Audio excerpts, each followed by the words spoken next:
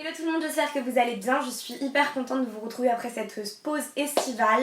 Aujourd'hui on se retrouve pour une vidéo dont je vous avais déjà parlé sur Twitter il me semble il y a quelques mois de ça. J'avais très envie de faire une vidéo sur la représentation de la sexualité adolescente à l'écran à travers le prisme de deux séries que vous connaissez sûrement et que vous avez même très sûrement vues. Donc je vous propose d'écouter, qu'on y aille tout de suite. L'adolescence, c'est une période de la vie qui est depuis très longtemps en fait extrêmement représentée dans les médias et dans les productions culturelles, que ce soit les films, les séries mais aussi les livres. C'est vraiment une période de la vie qui est charnière, on le sait, et ça c'est pas les séries qui l'ont inventé, mais on le sait très bien dans le développement de l'humain à quel point l'adolescence est un moment particulier, un moment où on se transforme, un moment où on change, un moment où on évolue, un moment où notre corps change, notre perception du monde change, donc c'est vraiment un moment charnière et ça les séries l'ont bien compris, les producteurs l'ont bien compris. Plus un moment est charnière, plus il va cristalliser l'intérêt, il va aussi être un moment intense pour ceux qui le vivent ou ceux qui l'ont vécu, et donc ce genre de moment est évidemment intéressant parce qu'ils savent que s'ils le représentent, les gens vont avoir envie de le regarder. C'est surtout extrêmement vrai pour le monde anglo-saxon, on ne compte plus en fait le nombre de films qui répondent à l'appellation coming of age. Coming of age c'est une expression de langue anglaise qui en fait signifie tout simplement passage à l'âge adulte, et donc c'est tout simplement la période en fait entre 15 et 20 ans on va dire, voire 21 ans, la période à laquelle en fait on devient un adulte. Soit ça peut être le commencement vraiment de cette découverte là, soit ça peut être le moment où on est quasiment vraiment devenu un adulte. Évidemment l'intérêt de représenter énormément cette époque de la vie à l'écran, c'est un intérêt extrêmement intéressant pour les producteurs puisque c'est quelque chose qui va leur permettre de donner envie au public représenté de regarder la série, puisque on le sait très bien, dans les années par exemple 80, il y avait une très faible proposition de production à la télévision, très peu de chaînes et la plupart des programmes étaient en fait dirigés à un public adulte ou au public des parents. Dans les années 60 encore plus, donc c'est vrai que c'était un peu compliqué justement d'attirer un public plus jeune vers la télévision puisque c'était soit les dessins animés, soit des choses beaucoup plus sérieuses et beaucoup plus adultes, et justement la tranche d'âge que je viens de citer, elle ne se sentait ni reconnue ni intéressée dans les productions, et donc c'est évidemment là qu'est apparu le très grand intérêt de proposer des séries ou des micro-séries ou des téléfilms qui représentent justement des adolescents ou finalement des jeunes adultes, parce que ça permettait d'attirer justement cette clientèle là devant le poste de télévision. Je pense que en France le truc un petit peu iconique que tout le monde va connaître, c'est quelque chose comme Hélène et les garçons, un show qui présente de jeunes adultes dans une vie certes un peu idéalisée et assez loin finalement de la réalité de la majorité des jeunes français à l'époque, mais qui avait pour intérêt de présenter justement une vie qui, si elle n'était pas la leur, aurait pu être la leur, ou en tout cas des gens qu'ils auraient pu aimer être, et donc c'était tout ça l'intérêt de la série. Et aux États-Unis il y a également énormément d'autres productions de ce type là. Alors moi j'ai relevé quelque chose qui s'appelle les années coup de cœur, qui là est assez intéressant parce que c'est une série qui suit en fait justement le parcours d'un personnage, donc c'est pour ça que c'était assez pertinent de le citer comme exemple de série un petit peu coming of age / adolescente. Et on le sait, le concept de montrer des jeunes adolescents ou des jeunes adultes à la télévision ou au cinéma, ça a toujours autant de succès et il y a toujours autant un grand plébiscite de ce genre de série. Je suis la première à savoir puisque vraiment les coming of age movies, TV shows ou ce que vous voulez, c'est vraiment mon genre préféré et je sais très bien à quel point c'est addictif ce genre de proposition en fait médiatique. On retrouve évidemment toujours les mêmes sujets et ça va depuis vraiment Rebel Without a Cause jusqu'à aujourd'hui, c'est-à-dire les histoires d'amour, les histoires d'amitié, les problèmes familiaux, les problèmes au lycée, tous ces soucis là vraiment qu'on retrouve de façon assez universelle finalement. Et la différence majeure je dirais entre justement les productions des années 80 et celles d'aujourd'hui, c'est le fait de représenter des vécus qui sont encore plus variés, dans un but qui est dit de représentation. Donc on va essayer de montrer à l'écran des personnages qui reflètent le monde réel, comme par exemple des personnages qui ont des orientations sexuelles différentes, qui peuvent être des personnages transgenres, des personnages qui peuvent avoir un handicap, des personnages qui peuvent avoir des physiques différents, des personnes très fines jusqu'à des personnes grosses, et également de proposer des castings avec un maximum de variété d'origine ethnique, donc des personnages noirs, latinos, asiatiques, etc. Toute cette évolution évidemment elle est très intéressante pour le public, on le sait, je vais pas faire dans cette vidéo un point sur l'importance de la représentation à l'écran, mais je pense que vous vous en doutez, c'est très important quand on se construit en tant que jeune adulte et adolescent, voire enfant, de voir à la télévision ou sur internet ou au cinéma, de voir des gens qui nous ressemblent, c'est évidemment extrêmement important. Ça permet de se construire avec des modèles en fait qui sont inspirants ou alors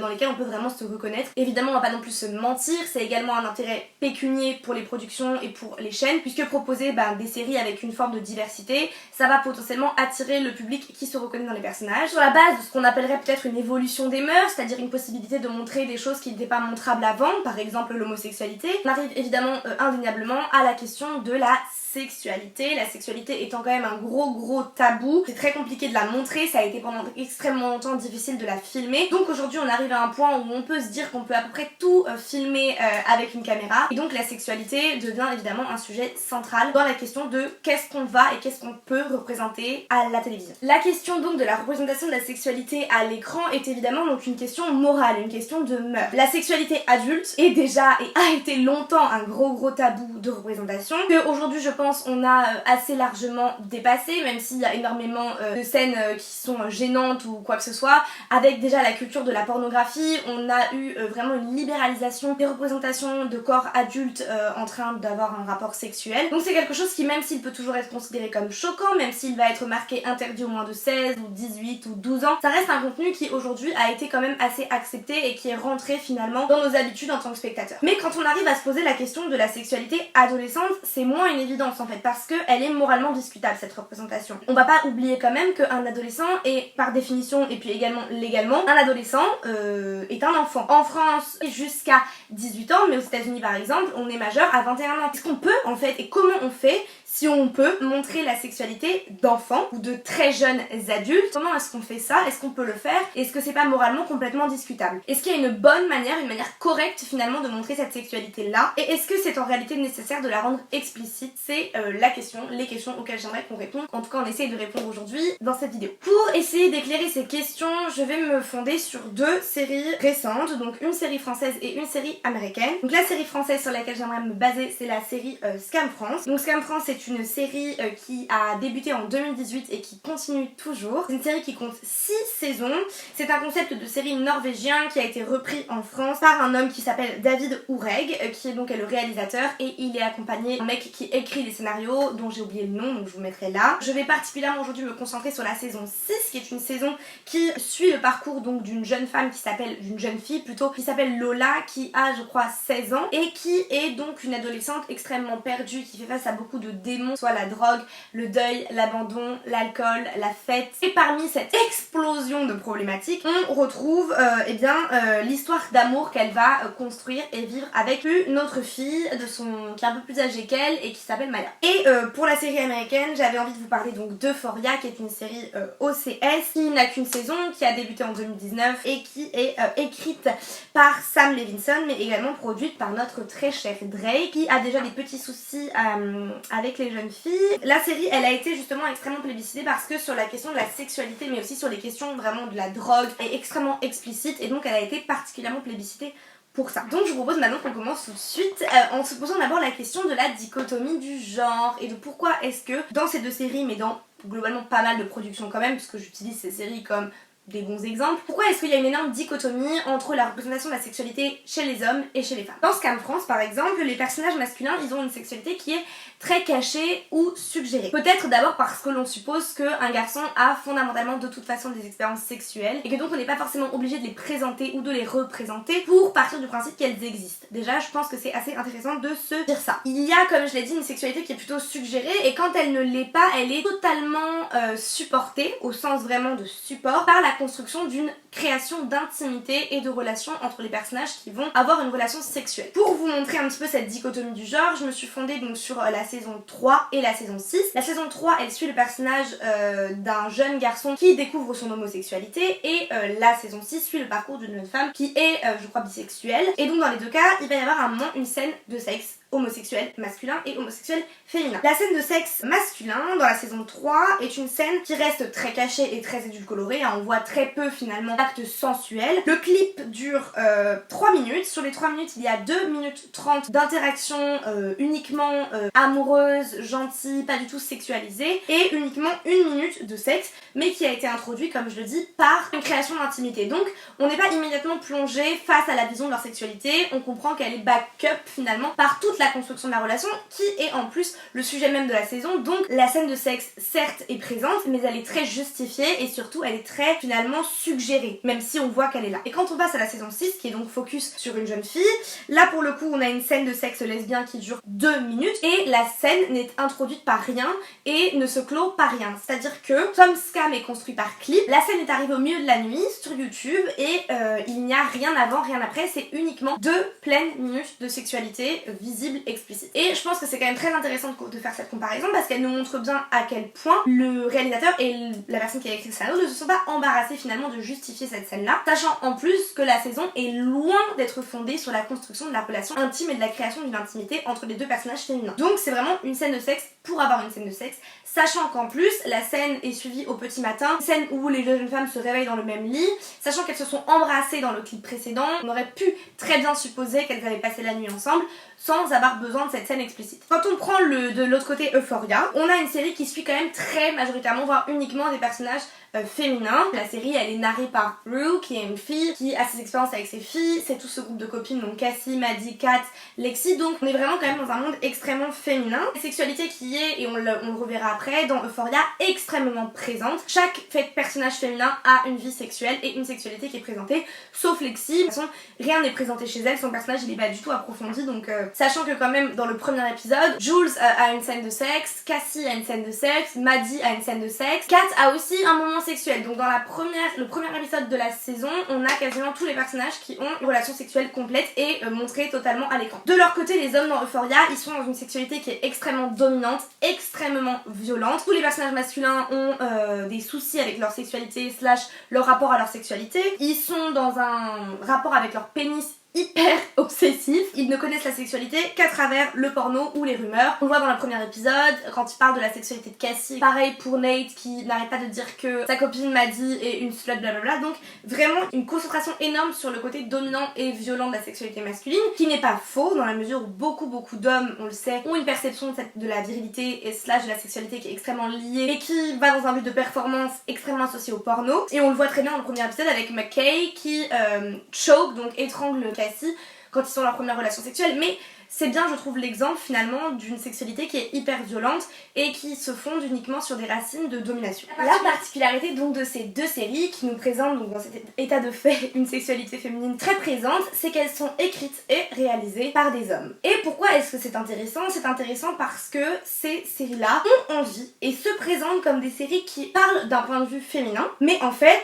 elles ne sont pas du tout empreintes de female gaze, bien au contraire elles sont totalement empreintes de male gaze. Qu'est-ce que c'est que ça, le male gaze et le female gaze? Je vais tout de suite vous expliquer. J'ai lu cet été d'ailleurs un livre à ce propos qui s'appelle Regard féminin de Iris Bray, qui m'a pas mal éclairé sur ces questions-là et que d'ailleurs je vous recommande fortement de lire. Le female gaze et le male gaze, en fait, c'est le regard féminin et le regard masculin. La question, elle se joue pas tellement dans le genre de la personne qui filme, même si évidemment, on va pas se mentir, les meilleurs films de female gaze ont été présentés par des femmes, mais on peut tout à fait envisager un film réalisé par une femme qui n'est pas porteur de female gaze, puisque ce qui va compter en fait surtout c'est la perception du personnage. Est-ce que la caméra se fait la traductrice d'un regard de femme, et est-ce que la caméra se fait traductrice d'un vécu de femme qui n'est pas passé par le fantasme ou ce que les hommes aimeraient voir dans un regard de femme. Un exemple assez parlant par exemple c'est dans Portrait de la jeune fille en feu, qui est un excellent exemple de female gaze, où finalement on a une représentation de la sexualité lesbienne qui ne passe pas du tout par un fantasme masculin, mais qui passe par une évocation et par une sensualité qui est très propre au féminin et au regard féminin et qui traduit une sensualité donc beaucoup plus finalement juste et proche de ce que ressentent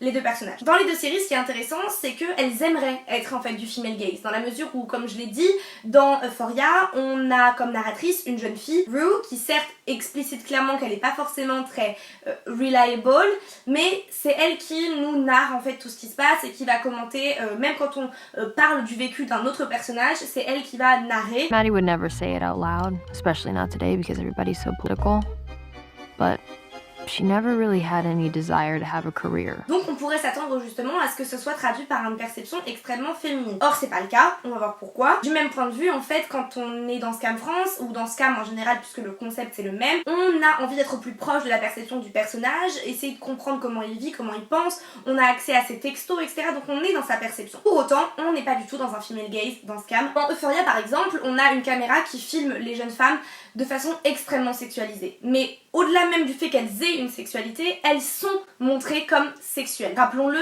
les personnages d'Euphoria sont censés avoir 17 ans, donc elles sont mineures. Et quand on voit la façon dont la caméra les filme et les dévisage au sens propre du terme, on comprend en fait cette vision masculine très profonde qui est projetée sur elle. Je pense par exemple à la scène où on a Nate qui est en quarterback, on a Maddie qui est en mode pom-pom girl,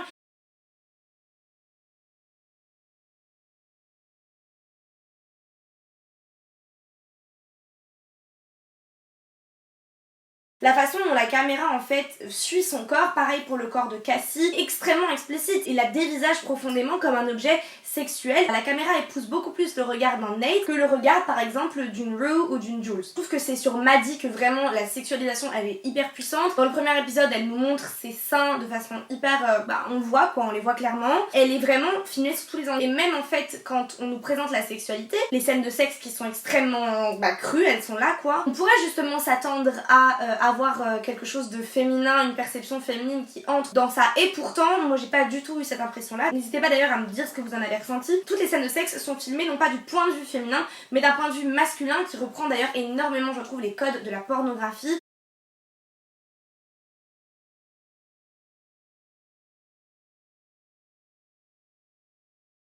Quasiment toutes les scènes de sexe dans Euphoria, on a des très gros plans sur les visages tordus des jeunes filles, qui pour moi est un code extrêmement pornographique. Par exemple, dans toutes les relations sexuelles entre Nate et Maddie, on est tout le temps sur la caméra qui suit le corps de Maddie, qui nous montre le corps de Maddie et finalement extrêmement peu Nate. On note également l'extrême représentation de la violence sexuelle dans Euphoria, qui passe par absolument tous les prismes, sauf finalement un prisme assez juste. C'est-à-dire que soit on est dans une violence sexuelle que vit Jules, qui est vécue par finalement un consentement non éclairé, slash surtout je pense une sexualité punitive, et ça on le verra plus tard, ou encore une fois sinon c'est le mensonge, parce que c'est toute la storyline avec Maddie qui invente donc un mensonge de violence sexuelle. Donc finalement ça participe pas du tout, alors que la série je pense aimerait l'être, à représenter le véritable vécu de ce qu'une jeune femme peut vivre si elle a un début de sexualité qui est violent, slash complètement à la merci d'hommes complètement pervers. La chose qui je trouve est aussi intéressante de la part du male gaze dans Scam France, c'est qu'on est sur la représentation d'une sexualité adolescente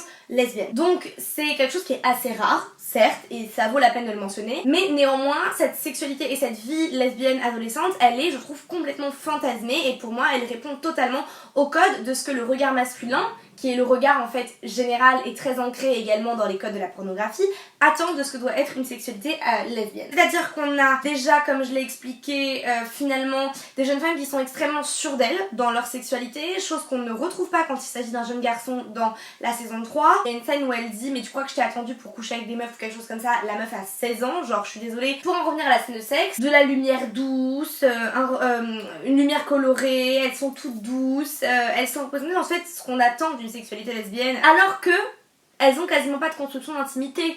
Donc c'est quand même extrêmement bizarre d'avoir une scène qui est aussi intime et aussi longue alors qu'elles n'ont pas de construction d'intimité en fait. Donc c'est ça que j'ai trouvé assez bizarre, qui pour moi démontre que la série n'est pas du tout empreinte de female gaze, loin de là. Évidemment dans les deux séries je trouve pas qu'on ait l'impression que la caméra et la réalisation a envie de shamer les personnages pour leur sexualité. Mais pour autant le fait d'être écrit et réalisé par un homme et par donc un regard masculin médiatise cette sexualité féminine à travers une image déformée de ce que vit et ressent une jeune femme qui débute sa vie sexuelle. Et donc maintenant on va parler d'un sujet qui je trouve est très intéressant et important, qui est le sujet de l'âge des actrices et également l'âge des personnages. Quand on regarde le cast d'Euphoria, qui croit vraiment une seule seconde que Maddie, Cassie, Nate, Kat, etc., même Rue, elles ont 17 ans. Personne n'y croit, enfin il paraît totalement improbable d'y croire, et pour cause en fait les acteurs d'Euphoria ils ont entre 22 ans jusqu'à 25 ans, ils ont clairement à peu près en moyenne 6 ans de plus que le personnage qu'ils interprètent, ce qui évidemment on le sait 6 ans c'est quand même énorme, et cette différence elle se voit. Et pourtant on n'est pas si choqué que ça, parce que notre regard de téléspectateur et de spectateur il a été extrêmement habitué à voir des personnages d'un âge jeune être interprétés par des gens qui ont un physique beaucoup plus âgé. Cette différence de physique elle permet aussi dans Euphoria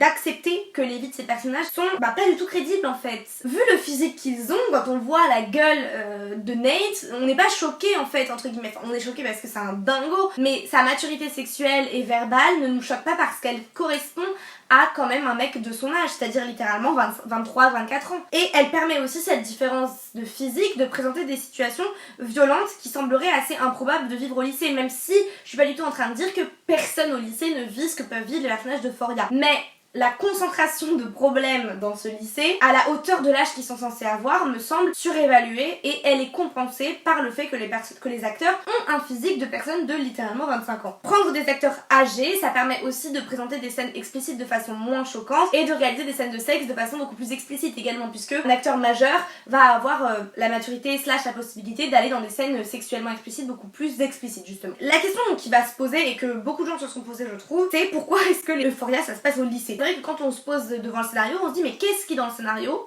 justifie que ça se passe au lycée et fait que ça ne pourrait pas se passer par exemple à la fac. Je trouve que quand on voit les personnages et quand on voit ce qui leur arrive, si on ne sait pas que ça se passe au lycée, on ne va pas placer cette série au lycée. En plus, l'écriture des personnages, elle leur donne une maturité de caractère et de comportement qui sont extrêmement inhabituelles pour des élèves qui sont littéralement en terminale. De même, leurs pratiques sexuelles sont bien affirmées, beaucoup plus affirmées, on le verra, que ce que vivent normalement des gens de 17 ans. Cette question, je n'ai pas vraiment de réponse, je sais pas pourquoi il y a ce désir de le placer au lycée, parce que j'ai l'impression quand même que la série, son objectif c'est de présenter les vécus. Le fait que ce soit au lycée est un choix plutôt arbitraire je trouve et qui ne sert pas particulièrement, au contraire même, la réalisation slash le scénario. Soit c'est vraiment dans le but de se placer dans la lignée justement des séries lycéennes et de se montrer beaucoup plus explicite et beaucoup plus cru et de dire nous on est aussi une série de lycée mais on va vous présenter la réalité et je trouve que c'est assez questionnant. Si vous avez des théories slash des explications sur pourquoi est-ce que Euphoria se passe pas dans un moment de la vie un peu plus approprié au vécu des personnages,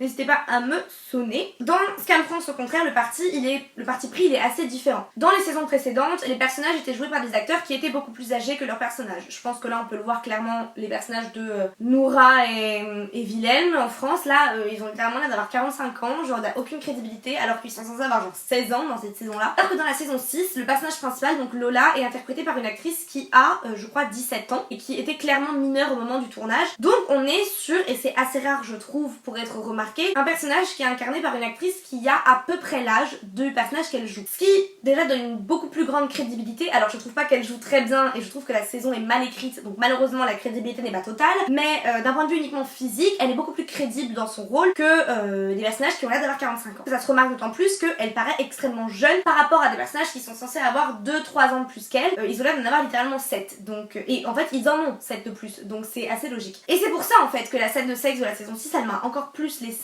avec un point d'interrogation dans la tête. Déjà je trouve ça assez malsain en fait de présenter une scène de sexe aussi explicite alors qu'on présente des personnages qui sont extrêmement jeunes et qui ont l'air d'être extrêmement jeunes, parce que dans Euphoria quand on voit une scène de sexe on ne croit pas une seule seconde que c'est des lycéens, c'est des adultes. Ce qui aussi me trouble c'est qu'il y a une espèce de confusion entre augmenter la représentation de personnages de femmes qui aiment les femmes à l'écran, qui est extrêmement pertinent, extrêmement juste et yes go off, et le fait de penser que pour ça il faut aussi augmenter la représentation de la sexualité. Je pense que même si c'est important de la montrer parce qu'elle existe, l'homosexualité, féminine comme masculine, et depuis tout le temps en fait, passer tout le temps par le prisme de la sexualité, du sexe. En fait, on n'a pas besoin d'augmenter absolument finalement les représentations de sexualité, de sexe adolescent homosexuel. T'as beaucoup plus besoin de montrer qu'on peut construire des relations intimes saines et profondes homosexuelles à l'adolescence. Pour moi, rendre plus explicite le sexe homosexuel ne rend pas la représentation homosexuelle plus pertinente ou plus impactante. Pour en revenir justement à cet écart d'âge, je pense qu'il y a deux partis pris en fait. Soit tu fais comme Euphoria, tu prends des acteurs qui sont clairement des adultes et à ce moment-là tu peux de façon légale mais aussi morale beaucoup plus facilement et justement représenter des scènes de sexe assez explicites qui ne sont plus des scènes de sexe adolescents, qui ne l'ont jamais été parce qu'elles ne sont pas crédibles en tant que scènes de sexe adolescent. Soit tu choisis de caster des acteurs et des actrices qui ont l'âge de leur personnage comme l'a fait Scam France, ce qui pour moi est un parti pris très intéressant, mais ce parti pris il t'oblige moralement à modifier ta perception de ce qu'est une scène de sexe et ce qu'est une sexualité. Et tu ne peux pas, moralement, en fait, et même de façon juste, présenter un personnage aussi jeune dans des scènes aussi explicites. Et pour moi, là où il y a eu une complète erreur et un raté en fait complet, c'est que quand tu décides de caster une actrice qui a l'âge de ton personnage, déjà tu sais que tu es face à une actrice dont la maturité est beaucoup moins importante que celle d'adulte. Et j'avais vu un live dans lequel ils expliquaient justement, ils parlaient de cette scène de sexe et la jeune actrice elle expliquait que ça l'avait énormément angoissée, qu'elle avait eu énormément de mal à la filmer. Ils l'ont pas du tout prise en traître, hein. Elle était au courant qu'il y aurait une scène de sexe dans la série, mais ça nous montre en fait à quel point c'est pas une évidence de demander à une jeune fille de 16, 17, même 18 ans de filmer une scène de sexe. Et de deux, je pense que là où il y a eu le coche qui a été raté, c'est que quand t'es face à une enfant que tu vas devoir filmer en train d'avoir une scène de sexe, même si évidemment elle est simulée ou whatever, normalement ça t'oblige en fait à te demander mais est-ce que je peux filmer ça? Comment je peux filmer ça? Est-ce que c'est moral de filmer ça? Et même au-delà de la question de la moralité, comment est-ce qu'on filme, nous en tant qu'hommes de 50 ans réalisateurs, une fille de 17 ans en train de faire du sexe? Et pour moi, il y a une question qui se pose et il faut impérativement la questionner. Et si tu pars du principe que ça va couler de source, comme l'ont fait Scam France, et de filmer cette scène comme si de rien n'était, pour moi, il y a quelque chose qui bloque et qui est révélateur en fait de cette espèce de sursexualisation des adolescentes et qui pour moi en plus est affectée de cette espèce de fascination pour la relation homosexuelle qui de facto est plus douce et donc moins explicite. Or, elle ne l'est pas moins explicite. Et je pense que le fait de ne pas avoir réussi à se questionner sur pourquoi est-ce que ça coulait pas de source de filmer l'adolescente en train d'avoir une scène de sexe, parce que pour moi, quand tu choisis de caster une fille qui a 17 ans, tu réinventes ta façon de filmer un corps adolescent, que ce soit dans la sexualité ou en général. Et si t'en es pas capable, c'est que c'est révélateur en fait de ce problème en fait de considérer les filles de 17 ans en fait comme des filles de 17 ans. Est-ce qu'on a besoin, quand on est une jeune adolescente lesbienne de 16 ans, de voir d'autres jeunes filles de 16 ans en train de coucher ensemble? Je suis pas sûre. Je suis pas sûre non plus que la scène de sexe elle apporte particulièrement quelque chose à la série, elle apporte particulièrement quelque chose à la storyline. Je suis pas en train de dire qu'on aurait dû effacer le fait que la jeune femme a une vie sexuelle, genre tant mieux pour elle, she can go off, mais le fait de la montrer, qu'est-ce que ça va apporter? Est-ce que ça va donner de la profondeur au personnage, à la relation? Je suis pas sûre. J'ai pas de réponse exacte, je suis pas la personne qui a écrit le scénario donc je ne sais pas pourquoi cette scène est là. Mais avec tous les éléments que j'ai apportés avant, je pense qu'on peut voir se dessiner quand même une certaine forme de réponse. On va maintenant parler de la perception de la sexualité en particulier dans Euphoria parce que dans Scam France, la sexualité est assez secondaire même s'ils en ont fait une whole scene. Mais finalement, bon c'est pas le sujet principal de la saison alors que dans Euphoria, bon c'est quand même le gros sujet. Et ce qui est assez intéressant dans Euphoria, c'est que la sexualité elle est soit libératrice, soit punitive. C'est-à-dire que soit l'adolescente vit une sexualité qui lui permet de se punir d'une façon ou d'une autre, comme c'est le cas pour Jules et on va l'expliciter, soit c'est une sexualité qui est extrêmement libératrice et qui permet à l'adolescente de devenir une femme. Donc la sexualité est soit un prisme d'autoflagellation, soit un prisme de transformation. Et je pense que c'est un spectre qui est un petit peu trop radical pour être juste. Jules est une jeune femme trans qui donc on le sait parce qu'on le découvre au début de l'épisode 4 je crois, a eu vécu une enfance très difficile, elle a été internée en hôpital psychiatrique, elle a vraiment un background, comme dirait notre chef DJ Snake, assez lourd, assez important et surtout c'est quelqu'un qui a haï son corps et qui elle était pendant extrêmement longtemps et qui donc du coup se retrouve à avoir un rapport de haine envers elle-même, elle s'est automutilée etc. Et donc il paraît difficile quand on voit la façon dont Jules aborde sa sexualité d'envisager autre chose qu'une sexualité punitive.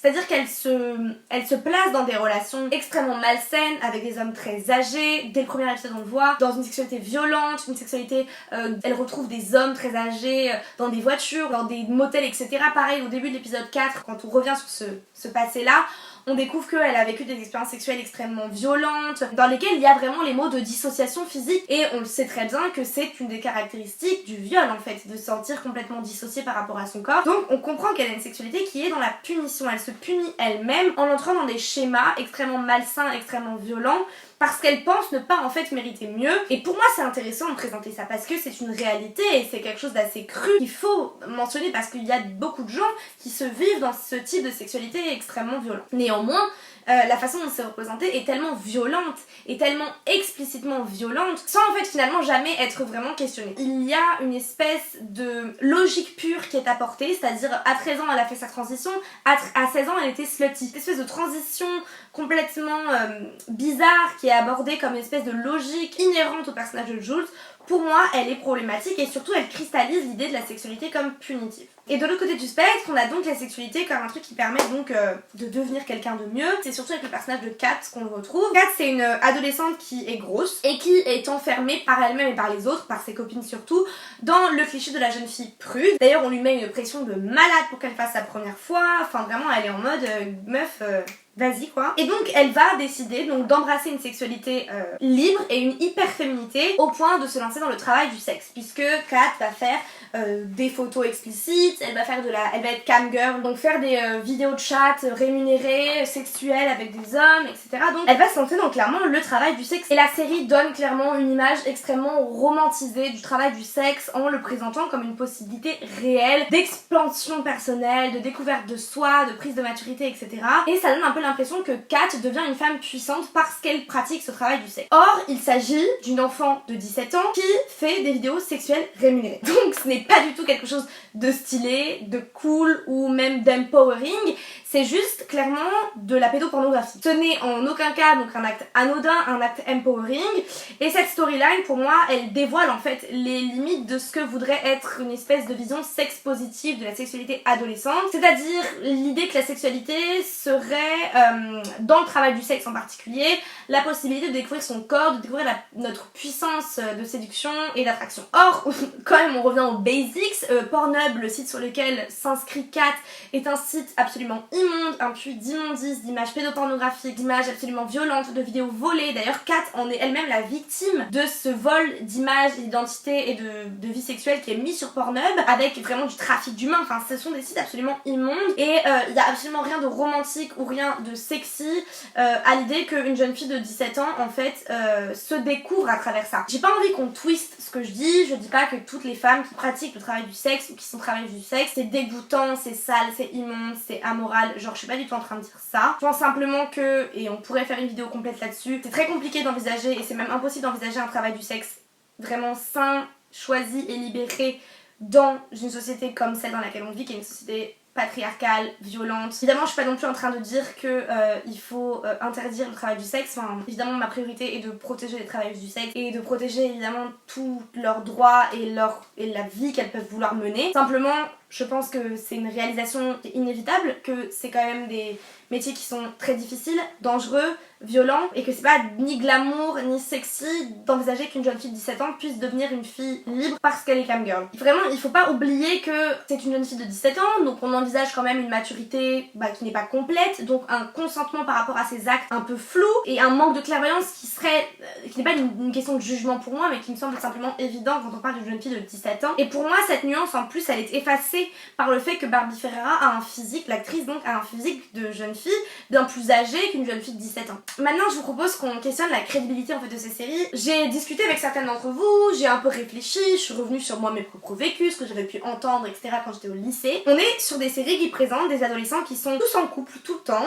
qui ont une vie sexuelle active, qui a l'air d'avoir démarré il y a un certain temps. Or c'est vraiment très loin d'être le cas de ce que nous vivons. Pour rappel, en France, j'ai les chiffres sous les yeux, la moyenne de la première fois du premier rapport sexuel c'est 17,4 ans pour les garçons et 17,6 ans pour les filles. Donc c'est l'âge des personnages de Scam France à la fin de la saison 6. La saison elle a démarré 3 ans plus tôt. Et cette moyenne elle n'a pas baissé en 40 ans alors que la quantité de représentation de la sexualité des ados n'a fait qu'augmenter. Donc ça donne aussi une image un petit peu erronée du fait que la sexualité adolescente serait de plus en plus jeune, de plus en plus débridée, alors que ce n'est pas le cas. Par exemple dans Scam France, les personnages dans les dernières saisons devraient tout juste commencer à découvrir leur sexualité. Alors pas tous évidemment, il y aurait bien sûr possibilité qu'il y en ait un ou deux qui aient déjà eu des relations etc. Mais dans la pure logique et la pure crédibilité, ils devraient juste en moyenne tous commencer à découvrir petit à petit ce qu'est le sexe. Et du côté de Euphoria, j'ai donc lu des articles un petit peu différents, c'est compliqué d'avoir des chiffres hyper clairs, mais globalement aux États-Unis la moyenne d'âge elle est plus élevée qu'en France, c'est-à-dire que les jeunes ont leur premier rapport sexuel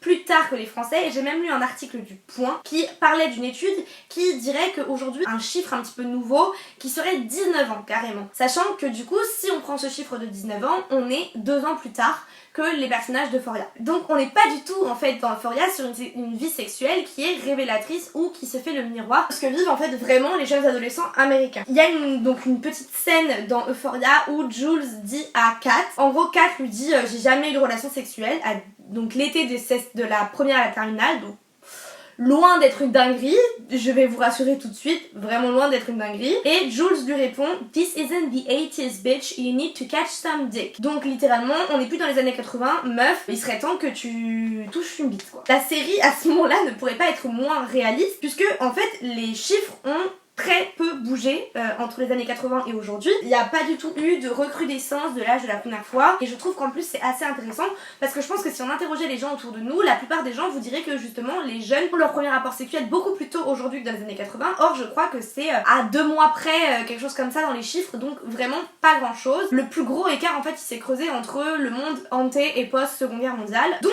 la question qui se pose c'est, y a-t-il vraiment besoin de représenter la sexualité adolescente à l'écran aussi fréquemment et de façon aussi explicite? C'est pour ça que je pense que Euphoria en fait n'est pas placé dans le bon système, parce que pourquoi pas envisager cette vie sexuelle dans un monde universitaire, et comme ce qu'on voit en fait à la fête de McKay quand McKay emmène Cassie dans sa sororité, pourquoi pas envisager ce monde là comme un bon terreau en fait pour représenter toutes les réalités sexuelles des personnages d'Euphoria. Mais le lycée, même si je suis pas encore en train de dire que les vécus des personnages n'arrivent à personne au lycée. Genre évidemment que tout ce que vivent les personnages peuvent arriver à des élèves de lycée. Mais que dans la globalité, la série en tant que bloc complet n'est pas révélatrice d'une véritable réalité de la vie sexuelle des adolescents américains. J'ai dit que c'était pas crédible parce que ça représentait une sexualité beaucoup trop présente par rapport à la réalité statistique de ce que vivent les adolescents américains. Néanmoins, on va pas se mentir, il y a aussi une forte réalité dans ce que présente Euphoria. Oui, plein de jeunes filles se sont retrouvées à avoir de la pression pour faire leur première fois comme Kat. Oui, plein de jeunes filles se sont retrouvées comme Maddie à s'inspirer de la sexualité pornographique pour tenir les positions des actrices, etc. Oui, plein de garçons se sont retrouvés dans la situation de McKay à avoir envie de reprendre des clichés pornographiques. Donc oui, il y a une forme de crédibilité. Mais cette crédibilité, elle est limitée et elle est problématique parce que 1. La caméra accompagne ces clichés sans les questionner. Et de 2, ce que je trouve vraiment dommage, et ça fait écho à ce que je disais par rapport au female gaze, c'est que on a une narratrice féminine qui nous raconte d'un point de vue externe ce que vivent les personnages féminins. Et à aucun moment, cette voix-là, elle permet de questionner ou de remettre en question les pratiques ou les comportements. Et c'est ça en fait que je trouve assez problématique, c'est que sous couvert d'un féminisme pro-sexe, entre guillemets, la série en fait n'est pas questionnante dans les réalités des rapports et des pratiques. Elle les considère comme acquises et même comme vectrices d'une forme de pouvoir. Je dis pas que la série est à 1000 lieues de réalité, mais cette réalité est tellement peu questionnée et tellement considérée comme une forme d'acquis que pour moi la série a trop de limites sur ce plan-là et fait de ces storylines qui pourraient être hyper pertinentes sur ces questions-là des choses beaucoup trop explicitement violentes et qui mettent une pression sur les personnages qui n'est jamais questionnée ou qui n'est jamais finalement dictée autrement par la narratrice, alors qu'on a une narratrice. Elle aurait ce pouvoir justement qui lui a été donné de réécrire ou de redire différemment les choses. Dans la série, il n'y a aucun pouvoir féminin ou contre-pouvoir en général qui s'élève contre cette espèce de doxa d'une sexualité qui est forcément violente et qui est vécue comme subie et violemment subie par tous les personnages féminins. Pour moi, ça limite la crédibilité et le réalisme de la série parce qu'il n'y a pas de contre-pouvoir à cette vision-là du sexe. On pourrait peut-être l'envisager dans la relation entre Rue et Jules, mais elles-mêmes individuellement ne sont pas dans des états personnels qui permettent de construire une relation équilibrée et saine. Enfin, pour terminer sur Euphoria, je dirais que quand même aussi ce qui me semble assez questionnant et questionnable, c'est la culture du choc visuel que cultive la série, qui pour moi en fait n'est pas forcément utile à la pertinence du sujet, c'est-à-dire que ça pourrait complètement être abordé d'une autre manière et je suis pas sûre qu'il y ait ce besoin en fait de surreprésentation de l'acte sexuel pour en parler, pour le questionner et pour le rendre finalement pertinent dans la storyline en fait. Sur certaines scènes, comme je disais justement, il y a une impression que la scène est uniquement là pour choquer parce qu'elle n'est pas du tout questionnée ou problématisée ensuite, mais qu'elle est vraiment juste là pour apporter un moment de choc visuel au spectateur. Donc la question qu'on va se poser, du coup comme je l'ai dit, c'est y a-t-il une bonne façon de représenter la sexualité à l'écran? Je pense quand même que la plupart d'entre nous ont vécu quand même une sexualité qui s'est faite par la découverte et par le tâtonnement. Et je trouve que par exemple quelque chose qui moi je trouve est complètement absent des séries, c'est cette espèce d'obligation de la pénétration dans toutes les représentations de la sexualité, alors qu'on sait très bien que pour la plupart des gens, la sexualité c'est d'abord uniquement, en tout cas dans les relations hétérosexuelles, uniquement d'abord des préliminaires, et puis ensuite ça peut durer 6 mois où tu ne fais que les préliminaires, et ensuite il y a pénétration. Tout ça est extrêmement codifié et passe par des étapes petit à petit qui sont absolument absentes des représentations adolescentes dans leur sexualité en fait à l'écran. Et en fait il est extrêmement rare de finalement rencontrer des élèves de terminale aux pratiques aussi confiantes. Pour moi une représentation juste de la sexualité adolescente ce serait d'abord celle de son approche comme je dis dans la découverte en fait. Et je pense que c'est pour ça que Sex Education est assez pertinente sur ce côté-là, d'abord parce que ça a quand même été écrit et réalisé par une femme, ce qui pour moi change quand même beaucoup les choses et ça se voit. C'est important de pouvoir montrer qu'il y a, de pouvoir représenter une sexualité, permettre en fait aussi de lui conserver ce côté intime, maladroit, pas forcément toujours en fait facile à montrer, facile à dire, facile à appréhender.